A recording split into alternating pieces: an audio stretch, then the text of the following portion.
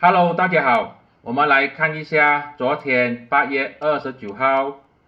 大马手套股四大天王的 next short position。Top Glove 跟 Supermax 呢继续的被空军轰炸，但是呢哈大跟 Croissant 呢就减少了。这个也就是我一直讲的，不要和空军作对。要交易手套股的话呢，已经讲过很多次，尽量的交易哈大跟 Croissant。Top Glove 跟 Supermax 要交易的话呢，就要小心一点。这些都是我的个人看法，并没有任何的买卖建议，谢谢大家。